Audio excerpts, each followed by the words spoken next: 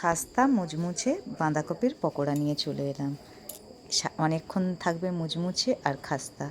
এই রকম রেসিপি পেতে গেলে পুরো ভিডিওটা দেখতে হবে।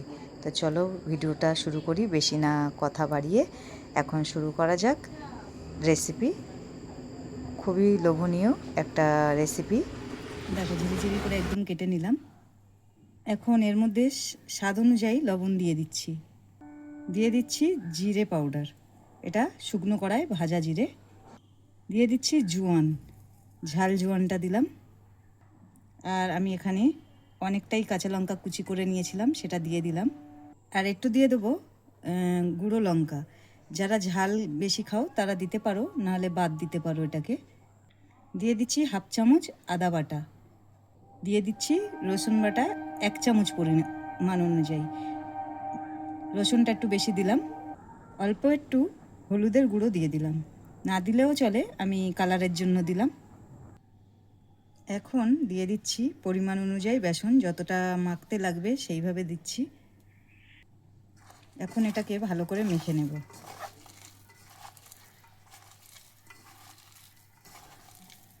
আগে জল ছাড়াই মেখে দেখব হচ্ছে কি না।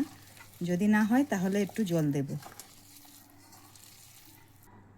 এর মধ্যে আমি আরেকটু বেসন নিলাম। একটু কেমন লাগছিল, ভালো মাখাটা হয়নি বলে আর একটু দিলাম। আমি কিন্তু এখানে জল দিইনি, জল ছাড়াই মাখছি। যেহেতু বাঁধাকপিতে লবণ পড়েছে, জলটা উঠে গেছে, তো আমি এইভাবেই মেখে নিচ্ছি।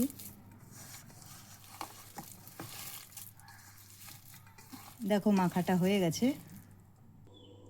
মাখাটা কিন্তু খুব সুন্দর হয়েছে। হাতের মধ্যে মুঠো করছি, একদম গোল গোল হয়ে যাচ্ছে। এইভাবেই দরকার, মাখাটা পাতলা হবে না একদম।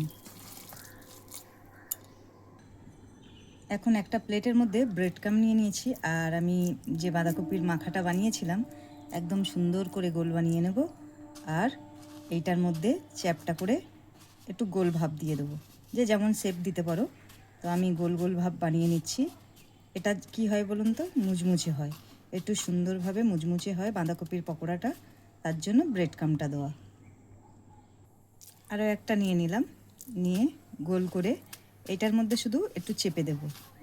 মোটা ভাবটা থাকবে না, একটু পাতলা পাতলা ভাব করব, কেননা ভিতরে তাহলে বাঁধাকপি সিদ্ধ হবে না বেশি মোটা করলে।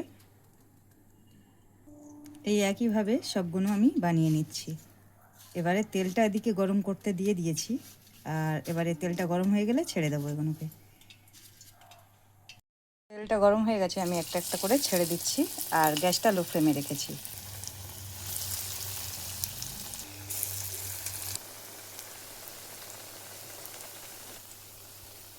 এটা প্রথমে দিয়েছি, এটা লাল লাল হয়ে গেছে আগে। সব একটা একটা করে উল্টে দেব। গ্যাসটা এখনও আমি কিন্তু লো ফ্লেমে রেখেছি। তেলটা প্রথমে গরম বেশি হয়ে গেছে, তার জন্য এখন লো ফ্লেমেই রেখেছি, তাতেই হয়ে যাচ্ছে। দেখো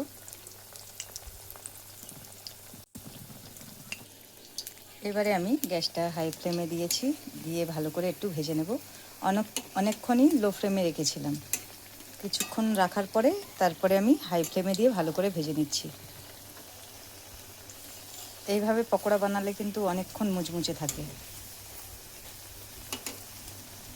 এই চারটে কিন্তু ভাজা হয়ে গেছে, একদম সুন্দরভাবে কালার এসে গেছে। এগুলোকে নামিয়ে নেব। এগুলো কিন্তু দেখো নামিয়ে নিয়েছি, আর যেগুলো বানিয়ে রেখেছিলাম সেগুলো ছেড়ে দিচ্ছি।